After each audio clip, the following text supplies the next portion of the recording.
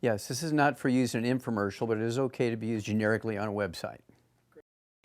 Most people don't realize it, but the immune system is made up of many different systems. Your skin wards off big chunks of foreign bodies, dust and splinters and things like that. Then you have antibodies, which are antibodies against pollens and foreign chemicals and things in your sweat and your tears, your saliva, your digestive enzymes. Your immune system also includes your appendix and your thymus and your tonsils.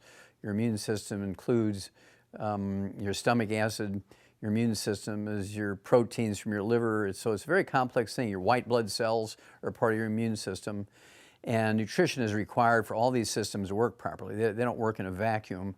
They do require all the known essential nutrients, which include 60 minerals, 16 vitamins, 12 essential amino acids, 3 essential fatty acids, and then also the antioxidants which you can get in your food. These are measured by ORAC points. ORAC is the acronym, stands for oxygen radical absorption capacity. And ORAC points tell you how many free radicals are neutralized by the antioxidants in your blood and your sweat. And so this is kind of just a short version of what your immune system is. Well, toxic metals are toxic at certain levels and not toxic at other levels. In some cases, metals that are thought to be toxic are actually essential nutrients. Everything's looked at as a bell-shaped curve. If you don't get enough of them, you have a deficiency and get a disease. If you have the optimal amounts, everything works perfectly.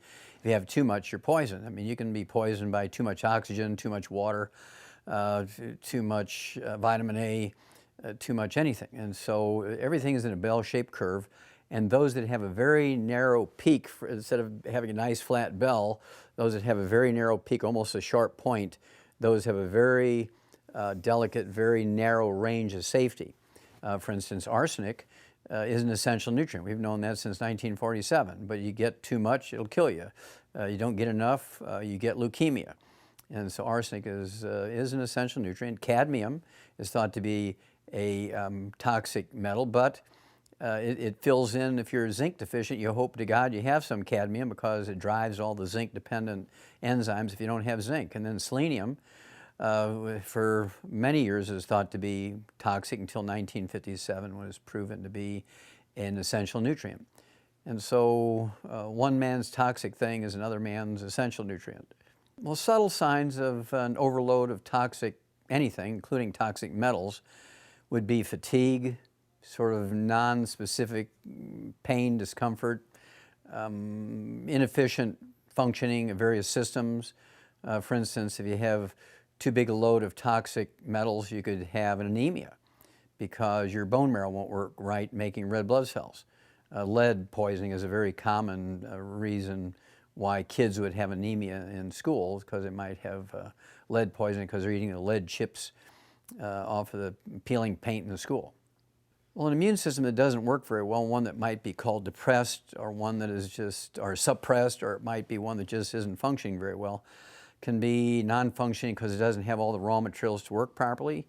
It could be non-functioning or suppressed or distressed even because it has an overload of things that can be toxic to it. And certainly heavy metals in excess beyond their essential needs can put a damper on the immune system, because if, for instance, if you're taking in too much lead, lead is okay at certain amounts. It's a required nutrient at certain amounts. You never hear the EPA saying we must live in a lead-free environment, because a lead-free environment will kill you. You need small amounts in parts per billion for certain enzymes, including the enzymes required for RNA to replicate. You need lead, but if you get in a lead-free area, it's not going to happen.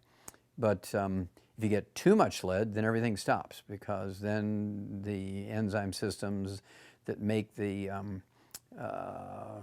DNA work stop. Well, they could have an accumulation or some storage of toxic metals in their body, but if they're in all outward appearances healthy, they don't have any clinical symptoms. If you do laboratory tests, you don't see anything wrong with any of their blood and urine fluids, then they can still have some small amounts of toxic substances in them, but it's not at a high enough level to cause what would be called clinical interference or clinical symptoms. Radiation is a terrible thing. And one of the recent findings that have come out, of course, is that one CAT scan, one mammogram has the amount of radiation of 500 chest x-rays. The old thing is that, oh, there's insignificant amounts of radiation in CAT scans and MRIs and mammograms is ridiculous. And for years, radiologists have been saying, well, that's all nonsense. There's no more radiation in a mammogram than there is in an ever-rated battery. Well, that's not true.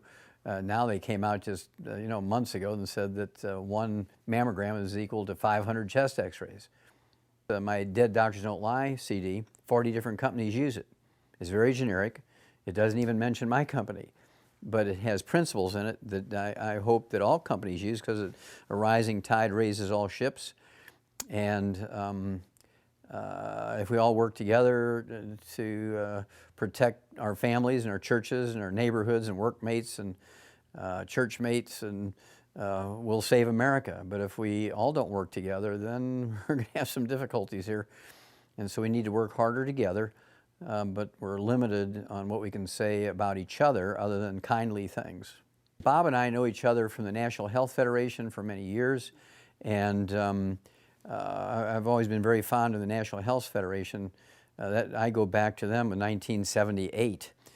So it's a great thing that Bob contributes to the knowledge, to the general knowledge of the American public and general knowledge of the members of the National Health Federation, Health Freedom Expos, and he's a beloved member of the alternative health community.